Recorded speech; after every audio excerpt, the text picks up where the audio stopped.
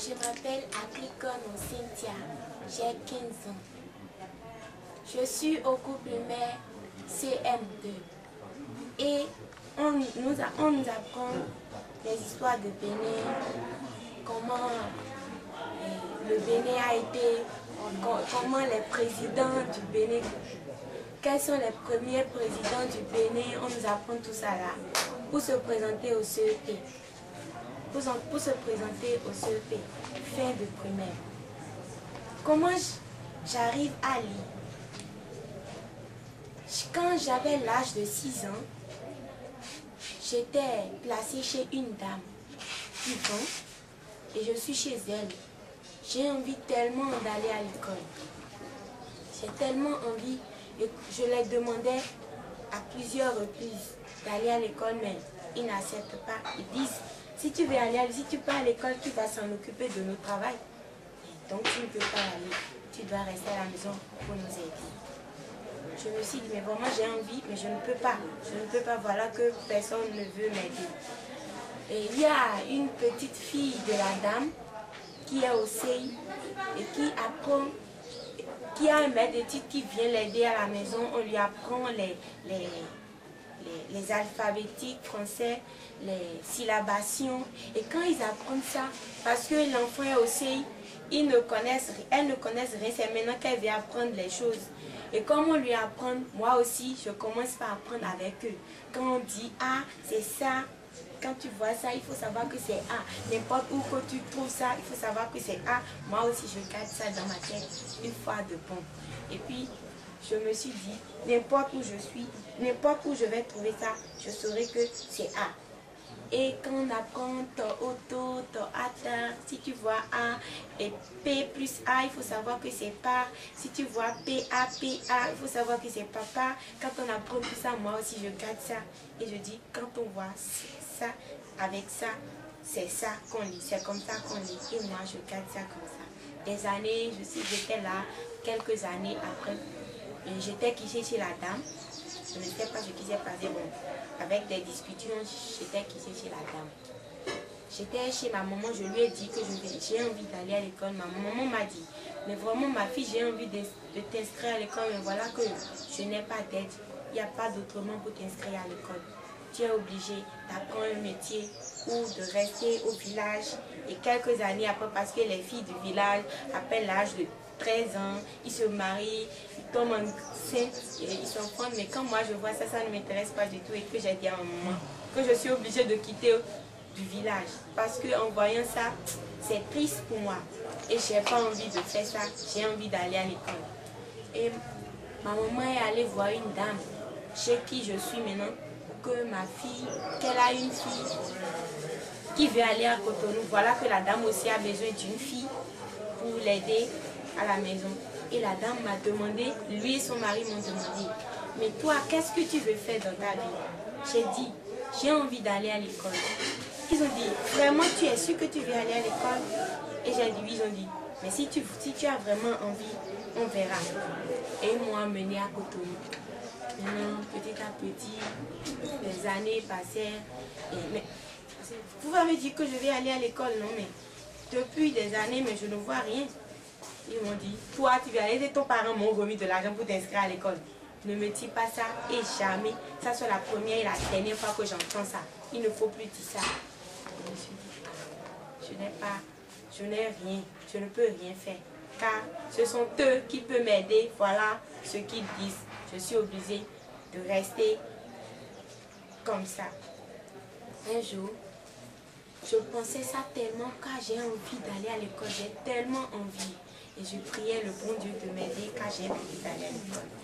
Et je suis allée voir un ami sur une paroisse qui m'a dit, est-ce que tu connais la soeur qu'on appelle la soeur Gladys, la directeur d'Assovi?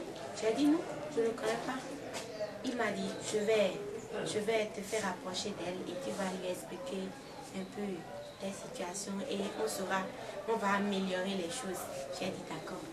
Maintenant, après ça, j'ai rencontré un prêtre qui s'appelle Abbé Louis Koruna, qui est l'aumônier diocésain de l'enfance missionnaire. Ils sont chargés des enfants aussi, que j'ai rencontré, je lui ai parlé Le prêtre est tellement triste, il a dit, mais comment? Mais mon enfant, ne pleure plus. Parce qu'en rencontrant, je me sens tellement malheureux et je pleure intégralement. Il m'a dit, ne pleure plus, ça ira, avec Jésus, ça ira. Et il a dit qu'il va commencer par venir à la maison petit à petit, voir mon tuteur et il va en parler avec eux. Petit à petit, il commence par venir à la maison. Il parle avec tes parents, il parle, vient, des fois il vient. Et après tout, il m'a appelé, il m'a dit, Cynthia, tu vas aller à l'école. L'année prochaine, tu vas commencer les classes. J'ai dit, mon père, est-ce que c'est vrai ce que vous dites? Il a dit, oui, tu vas commencer les classes. Mais moi, je ne crois pas. J'ai dit, oh, peut-être il est en train de dire ça pour me calmer, peut-être. Bon, je ne crois pas. Et toujours, comme moi, je n'ai pas encore commencé les classes, je ne suis pas du tout contente.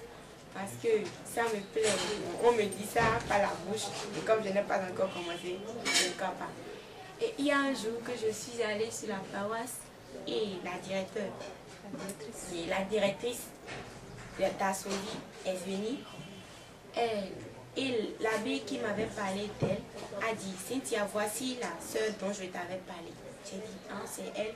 Donc aujourd'hui, je vais commencer par lui expliquer un peu de mes situations et elle va voir qu'est-ce qu'elle peut faire.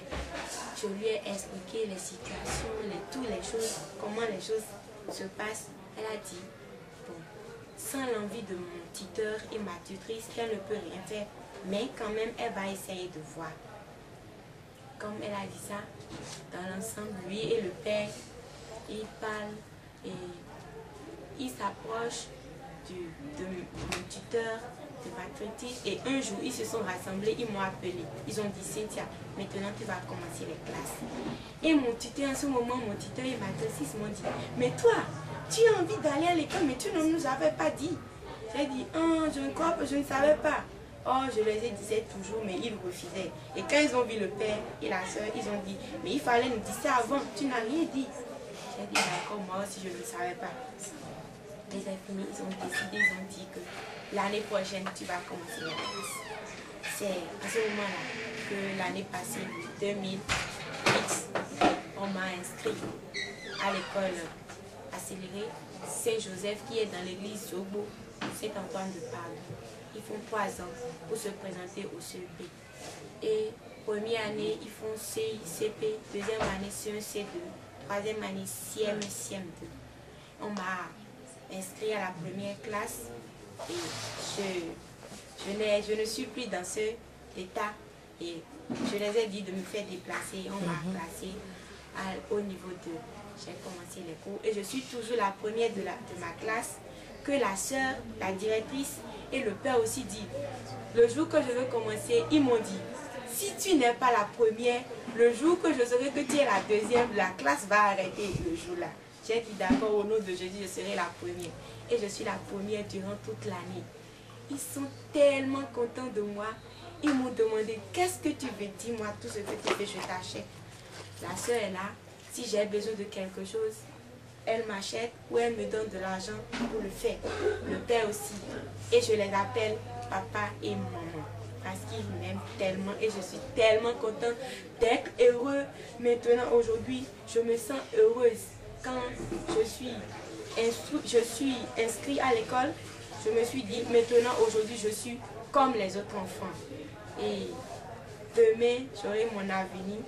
Je commence par préparer mon avenir dès aujourd'hui à cause d'eux. Et je prie le bon Dieu de les aider dans leur mission. Car je suis tellement contente. Et aujourd'hui, moi aussi, j'ai décidé, quand je serai grande, je vais aider les enfants qui auront besoin de ces choses. Et si j'en ai, je vais les aider au nom de Jésus. Merci, bravo.